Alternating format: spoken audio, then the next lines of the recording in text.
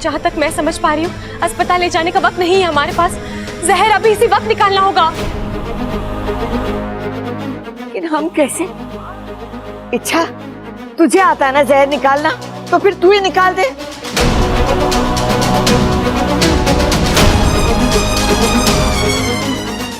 मैं दादी, मैं जहर निकाल देती, लेकिन गर्मी की वजह से मेरे मुंह में छाले पड़े हैं। अगर मैं जहर चूसूंगी तो जहर मेरे अंदर फैल जाएगा। ना ना छोरी, हम ऐसा खतरा नहीं ले सकते। फिर कौन?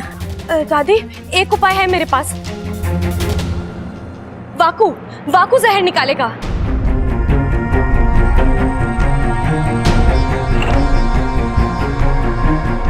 वाकू? हाँ माँ जी, मैंने कहीं पर पढ़ा था किसी को सांप या नाग काट ले तो इच्छाधारी नाग उसके शरीर से जहर निकाल सकते हैं। इच्छा सही कह रही है, मैं ममता की जान बचा सकता हूँ। अरे नाना, हमें तुझ पे भरोसा ना है। जिस नाग ने इसे डसा वो भला जहर कैसे निकालेगा? हाँ पिताजी सही कह रहे हैं। अगर इसने फिर से ममता के शरीर में जहर छोड़ दिया तो? नहीं नहीं, मैं ऐसा क्यों करूंगा? एक मैं ही हूं जो ममता जी के शरीर से जहर निकाल सकता हूं। इसके अलावा ना ही आपके पास कोई चारा है और ना ही वक्त है।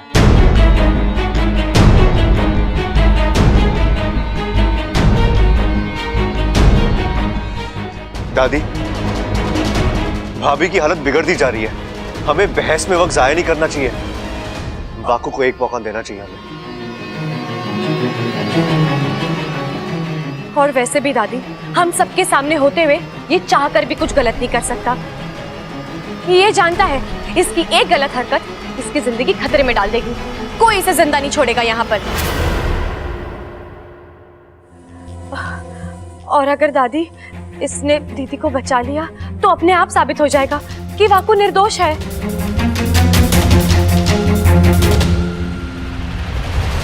वाकू, बचा ले ममता को।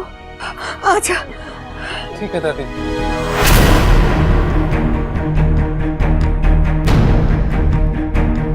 ममता, छोरी आंखें खोल, आंखें खोल छोरे।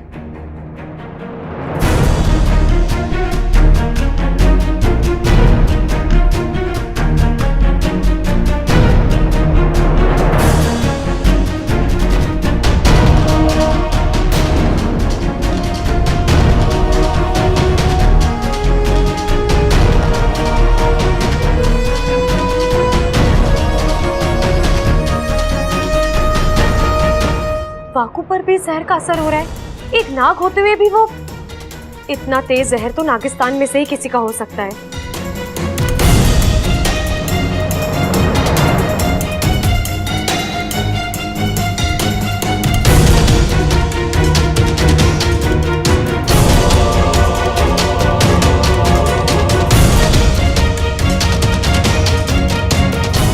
ममता,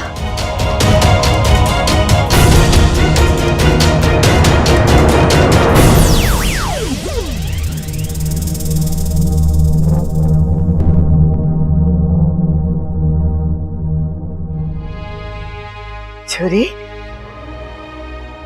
अब ठीक लग रहा है ना? मम्मी, ममता, अब कैसा लग रहा है? हाँ मैं ठीक हूँ।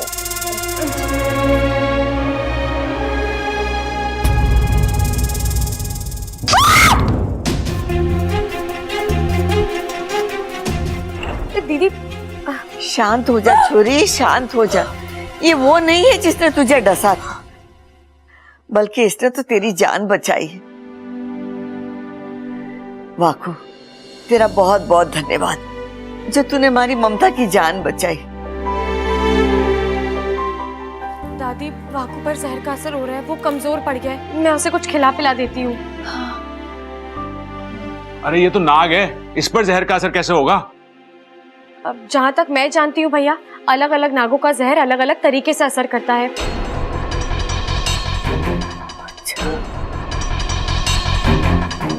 हो सकता है जिस आपने ममता दीदी को डसा था उसका जहर ज्यादा तेज हो। छोरी, ये सब बातें छोड़, पहले जाके वाकू को दूध दे दे ताकि इसकी कमजोरी दूर हो जाए। जी दादी। वाकू चल। जा वाकू जा।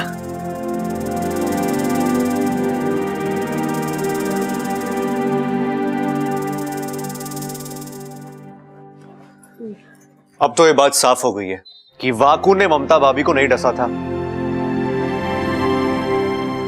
अगर फिर भी आप लोग चाहते हो कि वाकू पर नजर रखी जाए तो ठीक है, वो काम मैं करता हूं।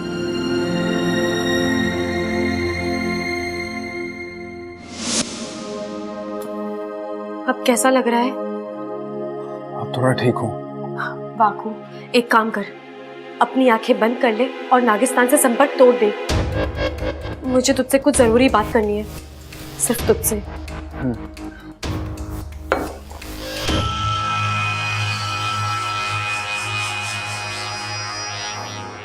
अब हमें नागिस्तान में कोई नहीं देख सकता। सुन, हमें वाकू, थैंक यू। तूने अपनी जान खतरे में डालकर भाभी की जान बचा ली। Thank you. इसमें आभार प्रकट करने की क्या जरूरत है बबल? यही तो नागिस्तान की सीख है। दूसरों के भले के लिए अगर तुम्हें अपनी जान जोखिम में डालनी पड़े तो डाल दो। और हाँ, जब हम दूसरों के लिए कुछ करते हैं ना, हमें बहुत खुशी मिलती है। थैंक यू यार। अच्छा, अब तुम कैसे हो? वो जहर उस वक्त थोड़ा असर हुआ था, लेकिन अब मैं ठीक हूं। चलो अच्छा।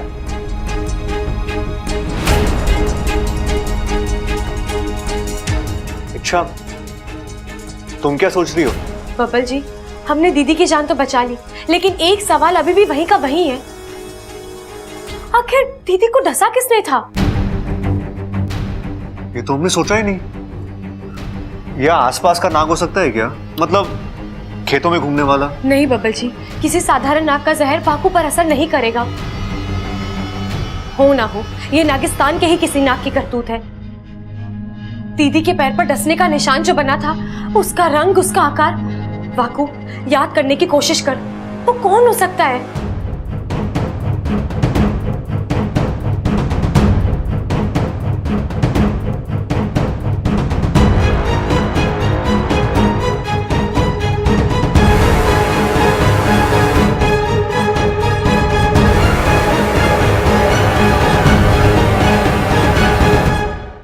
अरे तुम्हें आपस में इशारे करना बंद करो और मुझे बताओ क्या बात है, कौन है वो?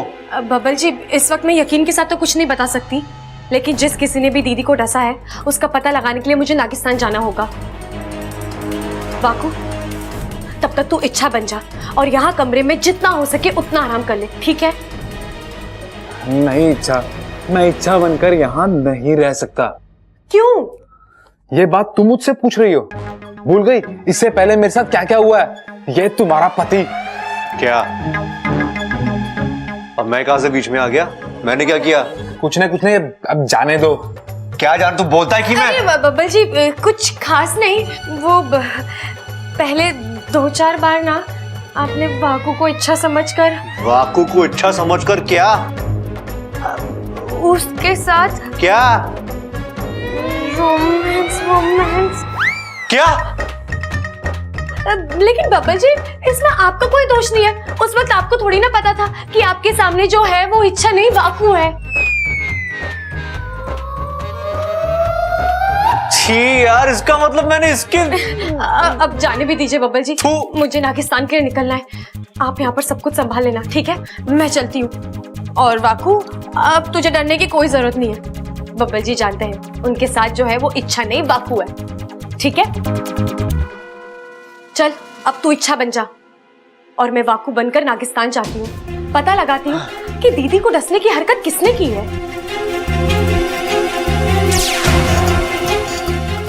अच्छा, मैं चलती हूँ। जाओ, दूर रह मुझसे। ये क्या हुआ? दृश्य पटल कुछ दिखा क्यों नहीं रहा? ऐसा क्या हो गया वहां पर जो वाकू ने हमसे संपर्क तोड़ दिया? मुझे तो लगता है वाकू और इच्छा किसी मुसीबत में है। तुम्हारा संदेह सही है, जरूर कोई मुसीबत आई होगी, वरना वाकू कभी ऐसा नहीं करता। मुखिया जी, सोचने वाली बात है कि आखिर ममता को डसा किसने? वाकू तो ऐसी घटिया हरकत कभी नहीं करेगा। ऐसा वही कर सकता है जो इच्छा की परेशानी बढ़ाना चाहता है। जो कोई भी हो।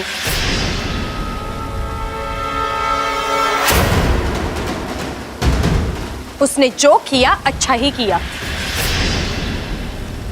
इंसानों के साथ यही होना चाहिए। तू ये कैसी बातें कर रही है? और अचानक तू यहाँ? और ये वाकू ने संपर्क क्यों तोड़ दिया? वो ठीक तो है ना? वाकू ठीक है माँ, वो अब आराम कर रहा है। असल में जहर चूसने के बाद उसकी हालत बहुत ही नाजुक हो गई थी। उसमें ताकत ही नहीं थी कि वो आप सबसे संपर्क बनाए रखे, इसीलिए। और जहां तक ममता दीदी की बात है, मुझे लगता है जो हुआ ठीक ही हुआ। उन्हें उनके कर्मों का फल मिल गया है। मतलब हम इंसानों के प्रति चाहे जितना अपनापन दिखा ले, वो कभी नहीं सुधरेंगे। वो हमारे प्यार और दोस्ती के काबिल है ही नहीं।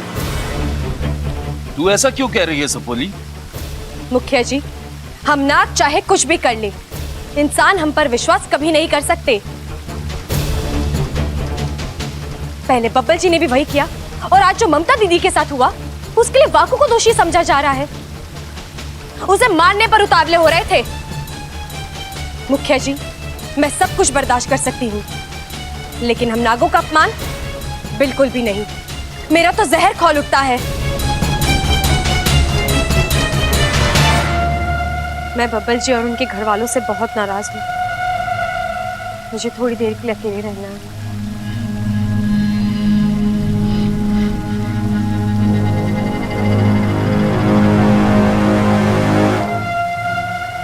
इच्छा, अब तेरी इस नाराजगी को मैं ऐसी हवा दूंगी कि तेरे अपने तुझे दुश्मन लगने लगेंगे। मैं तुझे तेरे घर से अलग करके रहूंगी, ईमान से डस लूंगी।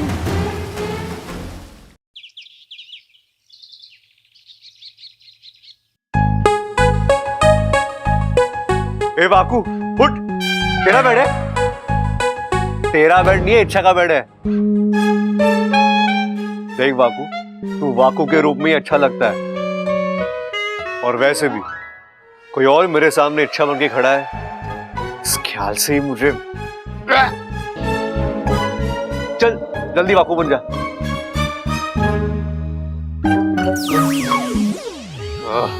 ठीक है, ऐसे ही रहना। इच्छा, अरे यार दादी आ गई, जल्दी कर, इच्छा बन जा।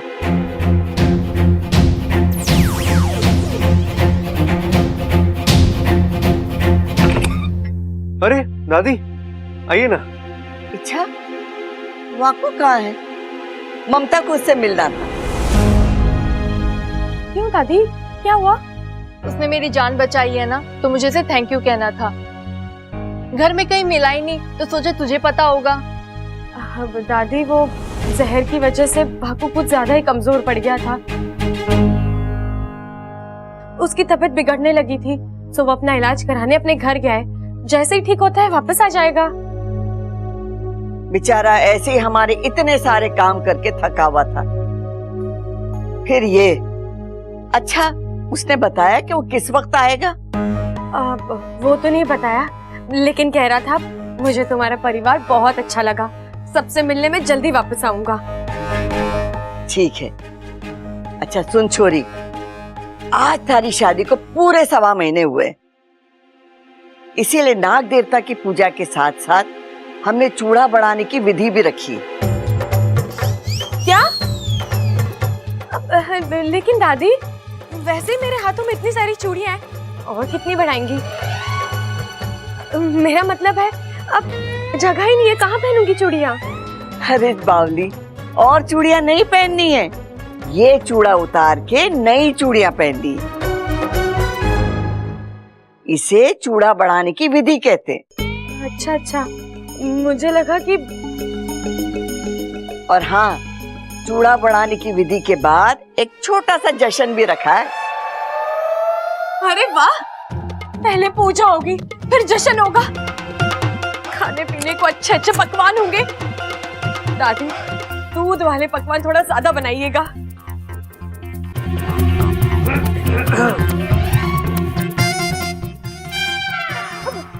मेरा मतलब है अड़ोस पड़ोस के छोटे छोटे बच्चों को बुलाएंगे, उन्हें भी दूध वाले पकवान अच्छे लगते हैं ना। अच्छा ठीक है, बुलवा लेना छोटे बच्चों को, लेकिन सुन, ये विधि खास तेरे लिए है, इसीलिए तुम तीनों को बहुत अच्छे से सजना संवरना है। मैंने मेहंदी वाली को बोल दिया है, और तू इस परिवार की सबसे छोटी बहू है, तो सबसे पहले मेहंदी थारे हाथों में रचेगी।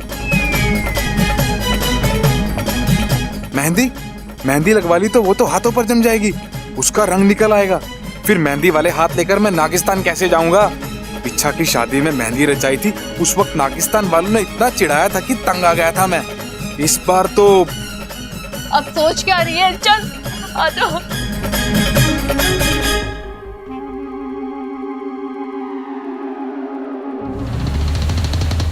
अच्छा बच्चों, तो सुनो, तुम सभी नागिस्तान का भविष्य हो।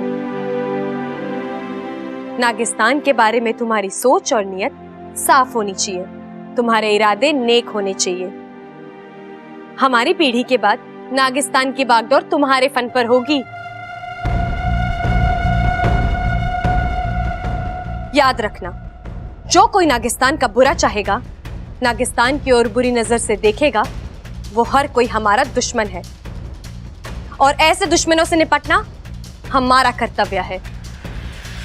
देखो, हम सभी नागिस्तान के रक्षक हैं, और नागोमी देव हमारे शक्तिदाता।